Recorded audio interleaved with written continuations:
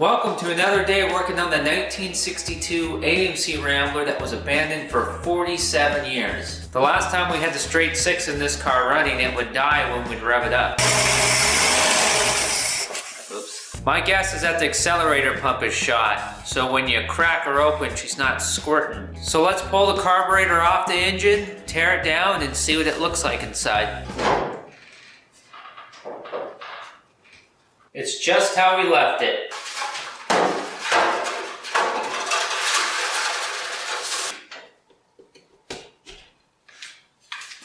Let there be light. And there she is. A Carter AS 1 barrel. The choke on this carburetor features a bimetal spring. We're not going to need to go in here, but we'll open it up anyways just so you can see what it looks like. If it turns out that I'm correct about the main issue why it's dying when we open the throttle is a shot accelerator pump, then we could just take the top off the carburetor, put a new accelerator pump in it, and everything would be fine. We don't need to do a full cleaning and rebuild. But when you're dealing with an analog computer that has teeny tiny little passageways in it, and it was abandoned 47 years ago, and has 1975 plates on it, just take it apart and clean everything. If you're a seasoned veteran gearhead, I'm not trying to give you any advice, but if you're as green as a fresh cut piece of lumber, I recommend taking at least 1 to 3 million photographs of everything before you even lay a finger on it. What I'm trying to say is just use all 36 exposures. Use the whole roll of film. Okay, that's right. I remember that. The throttle is disconnected. It's the way it was when we got the car. Looks like we could probably get this carburetor off with just a 1/2 inch wrench. Looks like a 1/2 inch to me. Does it to you?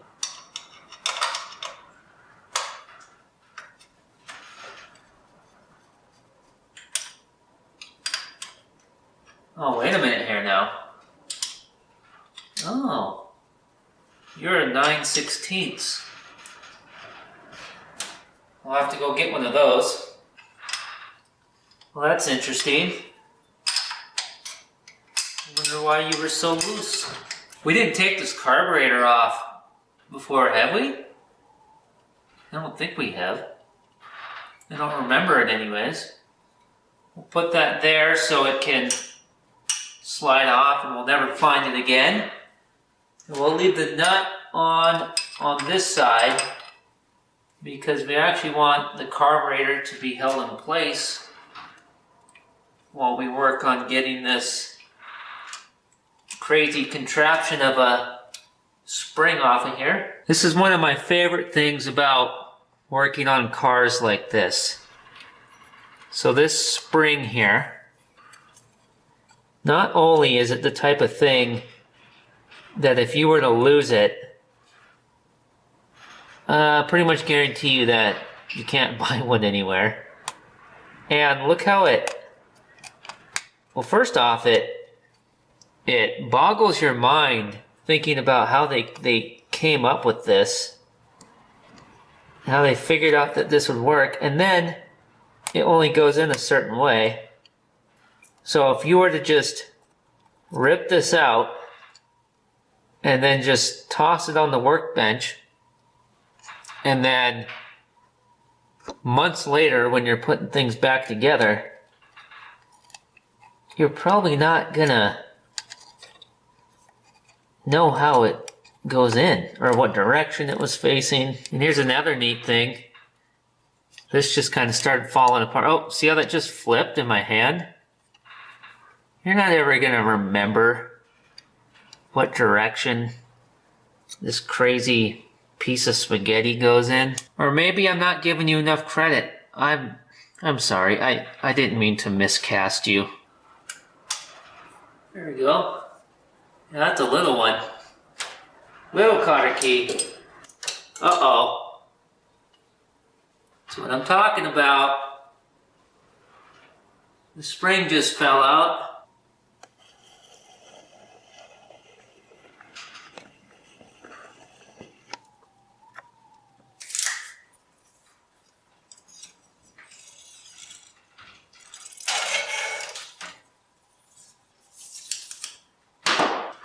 You gotta have a magnet like this. It saves the day every time. I usually can't find mine though. So I think I'm gonna probably gonna order a few of them and just stick them all around the garage.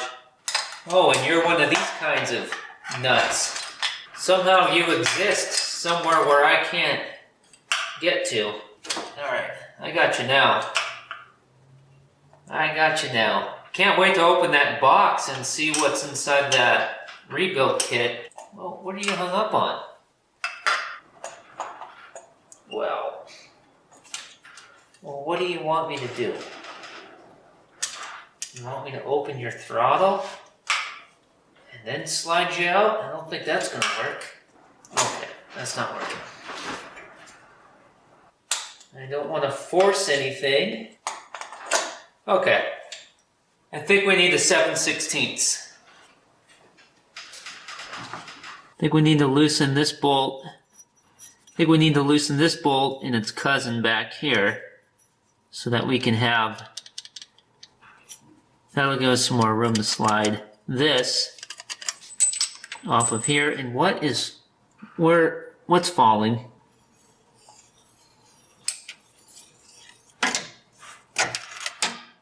If a guy would quit yakking, he probably could have pulled that carburetor off in 30 seconds. This table's really greasy, so how about we just, to save time, we lay down a helmet box that has tire tracks on it. We're going to spend a little money though and lay down the blue towels. Let's examine it real quick since we can see every little angle of it. Look for anything cracked or broken, or like this stripped out screw right here. Take note of that. Right there on the side of the float bowl, it's marked Carter AS, made in USA. But for your rebuild kit, you need this number right here on this tag, which 9 times out of 10 is missing. The thing's been around since the 60s, right? And if it's ever been taken apart or rebuilt, usually that tag's not going to be there anymore. That's where our fuel line goes in, and the needle and seat is inside here. And there's the stripped out screw. Luckily, we're not even going to have to touch that. We are going to have to disconnect this little linkage though, which is a little bit tricky. You have to disconnect that to be able to separate the bottom of the carburetor from the top. You want to be careful when you're flipping a carburetor upside down. You can hear the float inside the float bowl. Well, if I stop yakking, you can probably hear that. If you're rough on it and you're banging the carburetor around, flipping it upside down real fast, you could bend the float and then you're changing the adjustment, and then that's going to cause you problems later, and you're probably not going to have any clue that it's from when you were being rambunctious. Better grab a better screwdriver. This one's got a broken tip and I almost stripped the first screw out. We're going to have a spring inside here. This is the accelerator pump right here. This is what squirts the fuel from the float bowl down the gullet. The bottom of it sticks out on the underside of the carburetor, which is where this linkage is hooked onto. It pops out down through the bottom of the carburetor, and then that linkage is hooked to it. That's why you can't take the top and the bottom apart without taking that linkage off, because it's all snapped together or clipped together. So there's no point in taking these screws out because it'll separate, but it's not going to come all the way apart. So let's get this linkage out. A little bit of force to pop it out, but I'm just making sure that I'm not actually prying anything. I am going to pay attention as I take these screws out, because if they're not all identical, then that means a certain one goes in a certain place, but if they're all the same, then we can mix them up. We don't have to spend any time trying to keep them organized.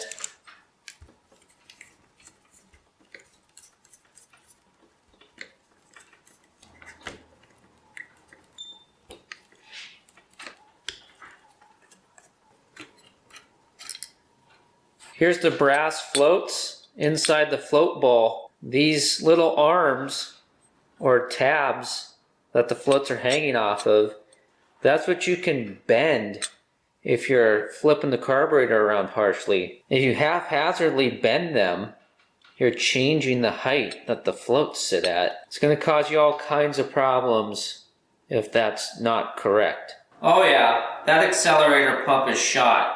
It does exist, but it's definitely not in the greatest shape. It is a real leather cup though on here. This leather cup on the accelerator pump, that needs to make a good seal inside here.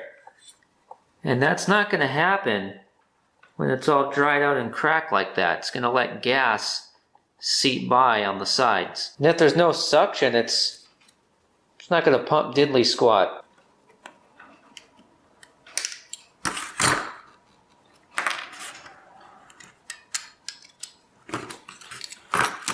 This gasket's in decent shape. We're going to try to get this off in one piece here, and we'll save it.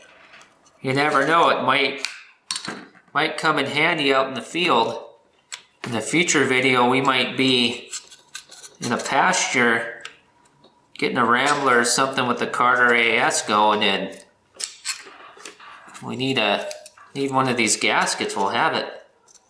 And it should be good enough to, you know, get us across the country and get home. Easy does it.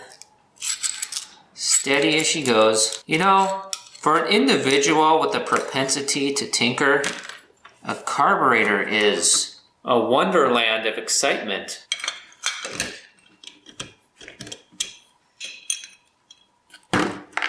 Needle and seat. This is a really neat spring type clip right here that holds the floats in. They're on a little rod or a pin in here. And then this thing I'm trying to gently get out, that's what holds it in.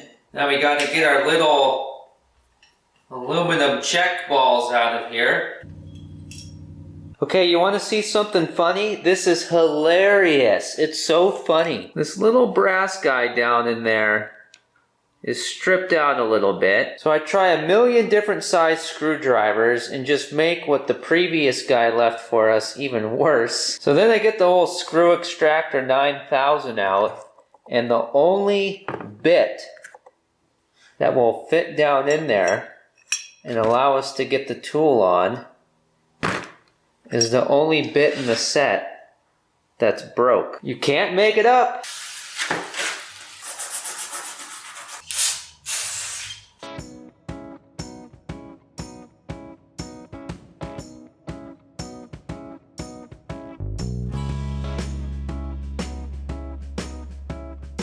We could have done a much deeper cleaning.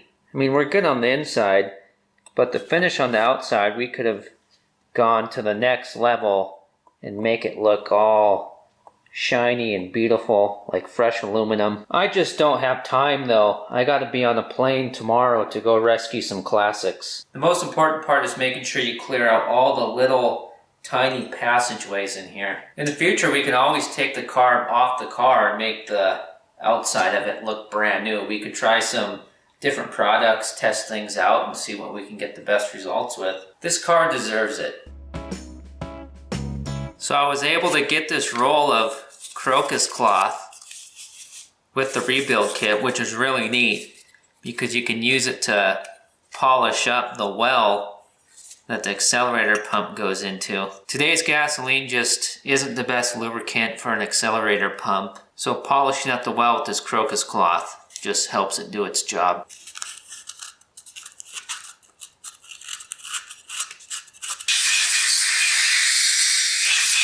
We're missing a piece, not from the kit, piece we took out of the carburetor.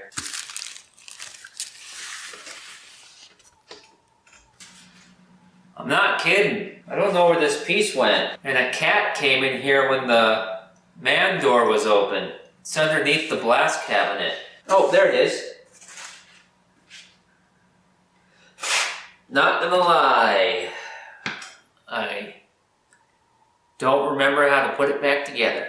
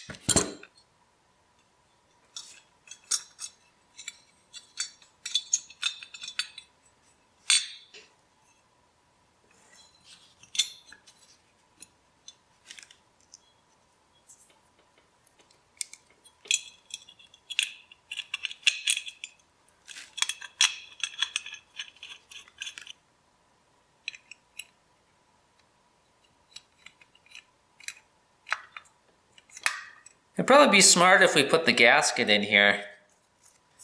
Wouldn't you think?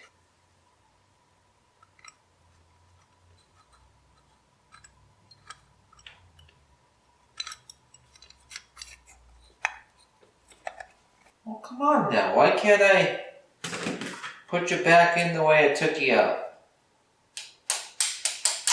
There we go. Almost.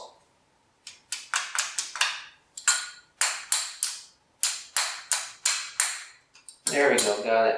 Nice and snug, like in your mama's womb. Oh, wrong hole. Sorry about that. Hold on, let me redo you.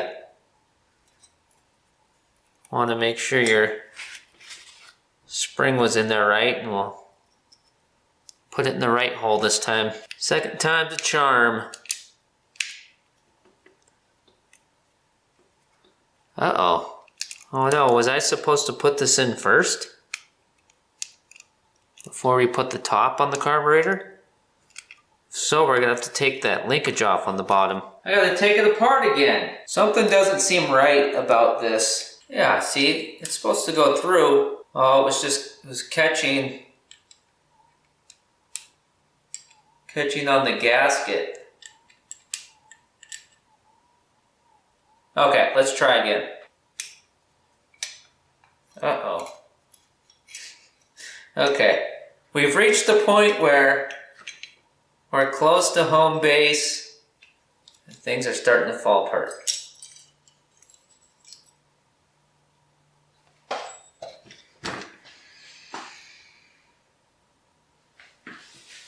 Come on, clippy clippy.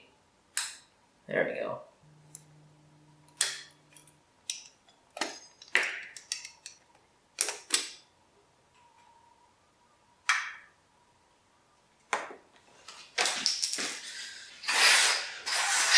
Okay, we got it now.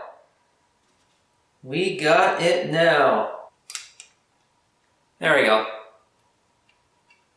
Just had to shift the gasket around a little bit.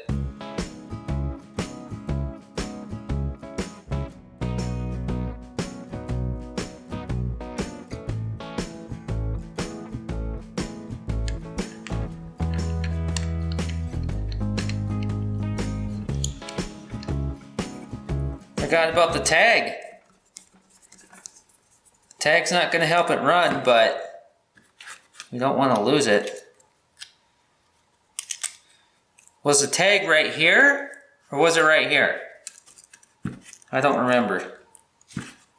You can go back and rewatch the parts earlier in the video.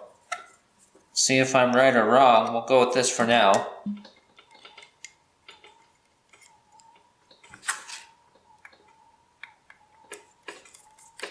So that was the idle screw that I just put in.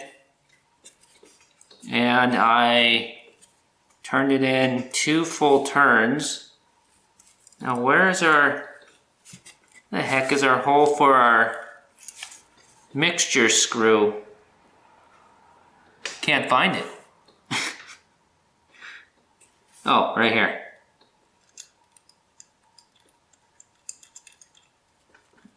Now we'll just put this in till it bottoms out. And we're not gonna bottom it out hard. We don't want to damage it.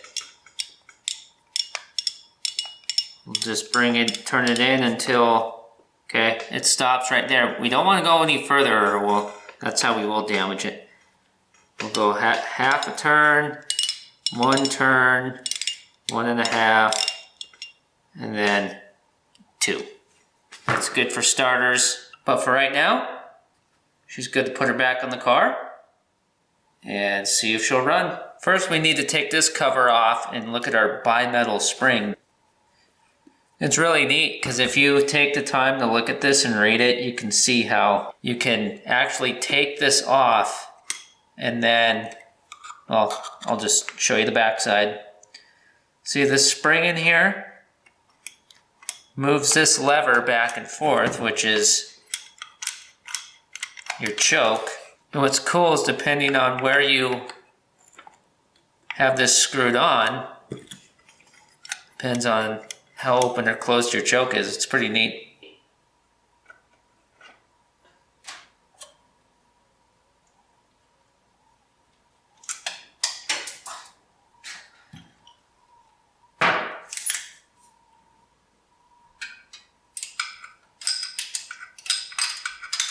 We got the old base gasket on here as well. We're not using the new one right now. Just testing purposes only.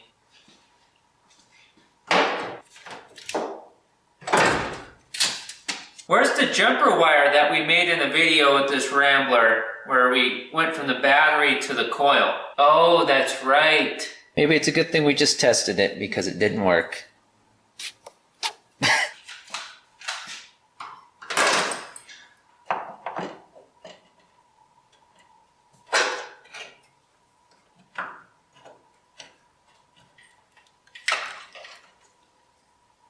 The little green wire should do it.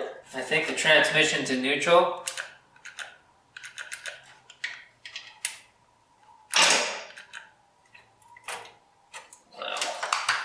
Well, what in tarnation? We need a better connection.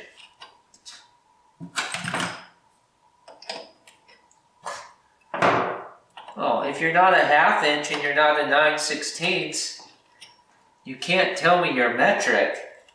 I wouldn't believe you. Well, come on. We don't have all day. Well, you gotta be kidding me. For crying out loud. Here, take a look at this. Can you tell me how in the world we are not getting a good connection? It's brand new.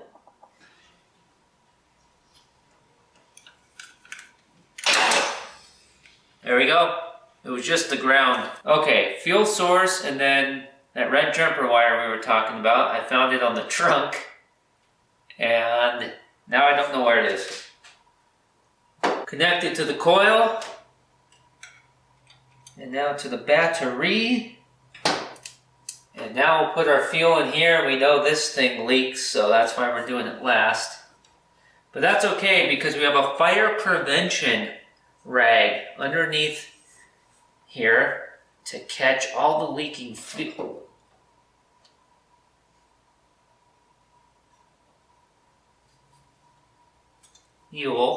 It's just leaking right out. Well, Let's put some more in.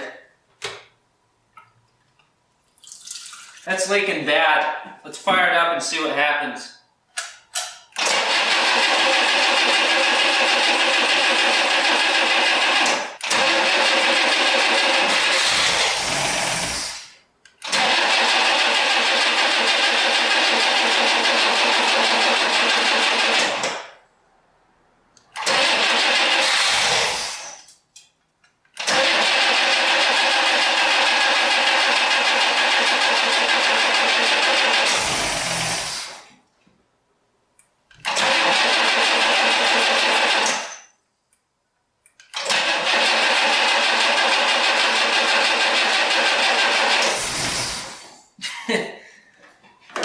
Well, we got fuel in the float ball.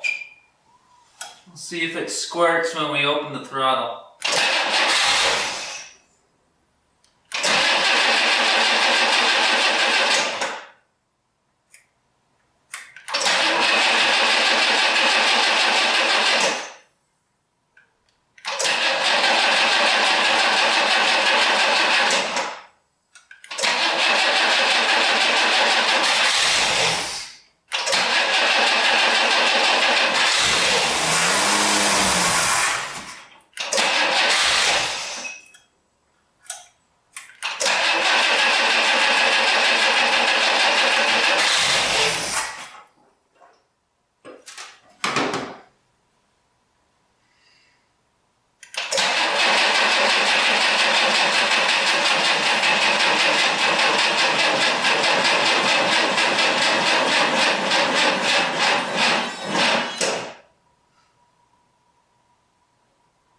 Why? Oh, we're not squirting fuel, we're just dripping.